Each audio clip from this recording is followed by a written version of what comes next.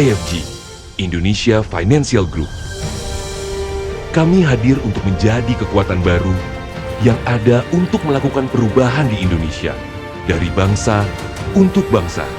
Kami bekerja dengan skala yang besar, dengan tata kelola perusahaan dan manajemen risiko yang cermat dan seksama. Dengan kekuatan besar yang terkonsolidasi, menyatukan segala pikiran dan usaha berbagai anak perusahaan yang dari dulu selalu ada untuk Anda. Menjamin keamanan dan kesejahteraan siapapun yang ingin maju, baik di jalan, usaha, dan kehidupan. Menjaga keseimbangan finansial lewat produk keuangan dan pasar modal. Dan tentunya memberikan perlindungan kepada segenap lapisan masyarakat Indonesia. Ini adalah saatnya kami membawa setiap orang, setiap usaha, dan setiap impian untuk masing-masing punya kekuatan membangun masa depan finansial yang terbaik dan membawa kita semua untuk besar bersama.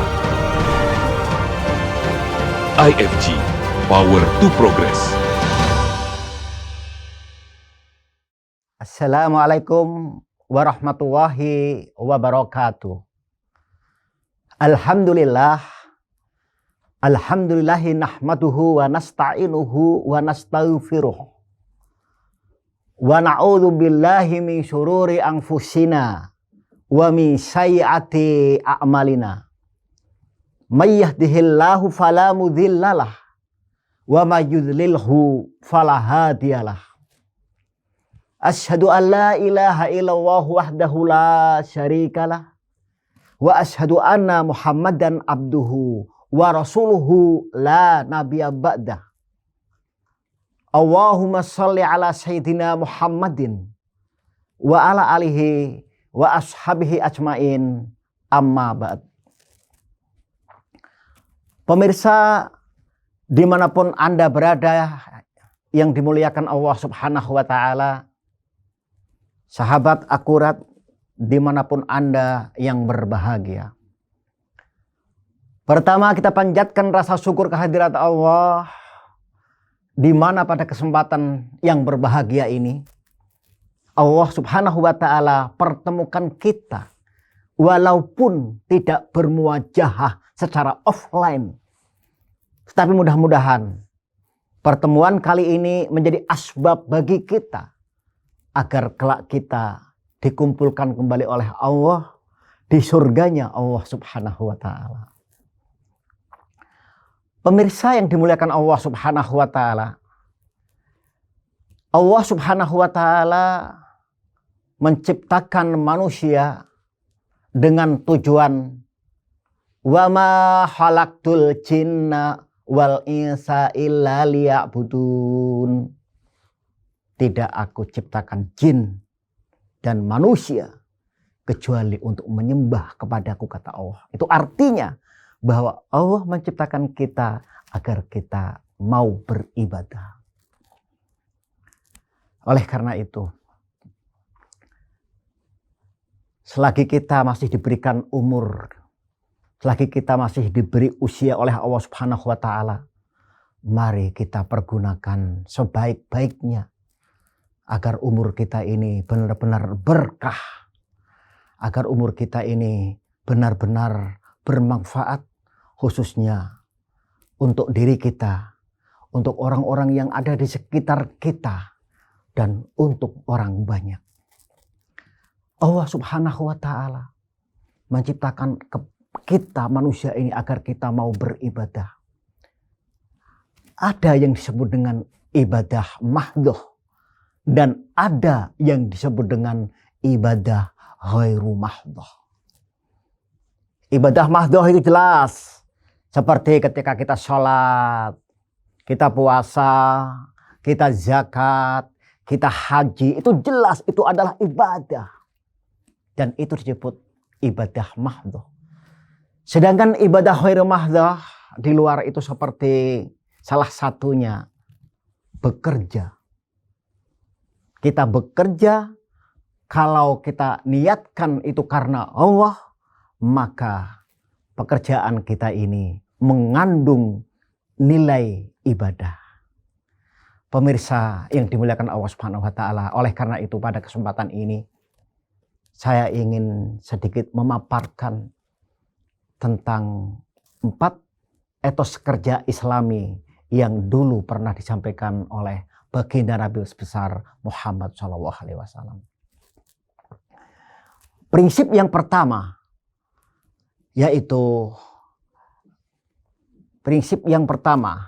yaitu talabad dunia halalan. Bagaimana kita mencari nafkah, mencari dunia dengan cara yang halal. Hari ini banyak di antara kita umat Islam yang kadang dengan bergurau, alah mencari yang haram aja susah, apalagi mencari yang halal. Kebalikan daripada halal itu adalah haram. Haram bisa jadi haram li ghairihi, dan ada yang dikenal dengan haram li dzatihi. Haram li ghairihi misalnya, ketika seseorang menjadi anggota legislatif di Senayan. Kebetulan Senayan jaraknya tidak jauh dari studio kita ini. Apabila ada seseorang yang diberi amanah untuk menjadi wakil rakyat atau anggota legislatif, pekerjaannya itu adalah halal. Akan tetapi apabila dia sebagai seorang DPR kemudian mengerjakan sesuatu yang keluar dari rel syariat, maaf, seperti mengambil yang bukan haknya, korupsi, KKN, nepotisme, maka itu jatuh kepada haram. Artinya haram li ghairihi. Kemudian ada juga yang disebut dengan haram li dzatihi. Sebuah profesi yang walaupun dipoles, didesain seperti apapun, haram tetap haram. Seperti preman misalnya. Kenapa? Karena preman itu dia memeras orang lain, sehingga orang lain akan teraniaya. Pemirsa akurat yang dimuliakan Allah Subhanahu wa taala, sahabat akurat yang dimuliakan oleh Allah. Kemudian prinsip yang kedua adalah ta'affufan anil masalah. Kita bekerja karena niat ingin agar kita memiliki harga diri, agar kita tidak terjebak kepada apa yang disebut dengan tangan di bawah, agar kita tidak menjadi peminta-minta.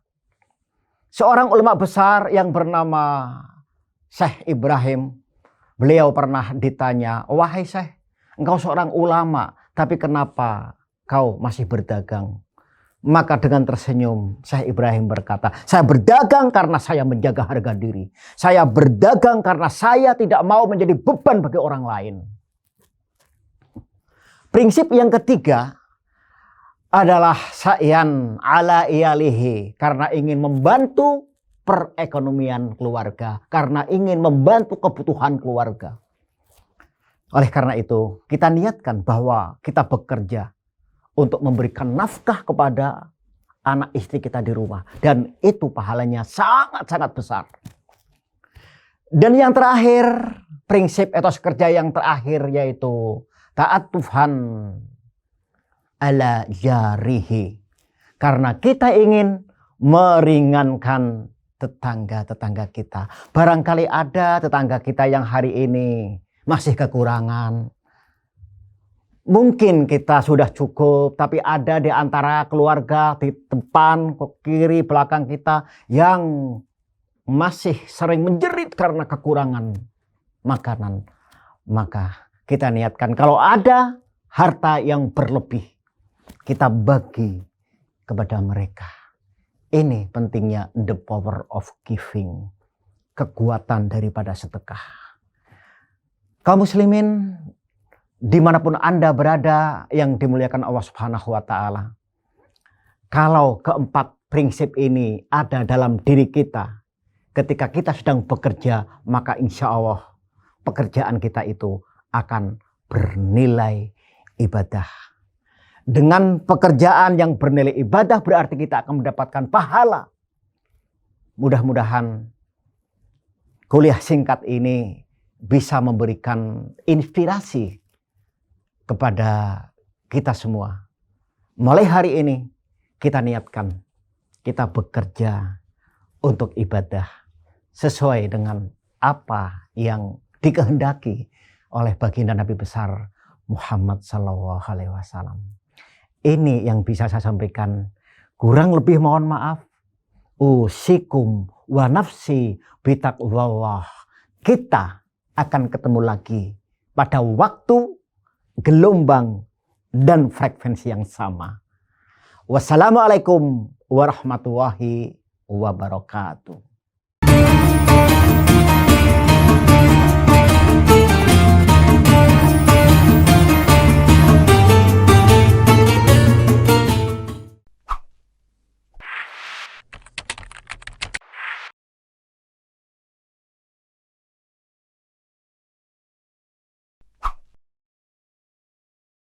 Berita adalah napas peradaban,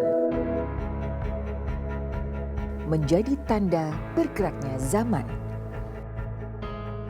Ada masa kertas ditimpa tinta, kini mewujud dalam portal berita. 4 tahun Akurat.co hadir, sajikan berita dan data mutakhir.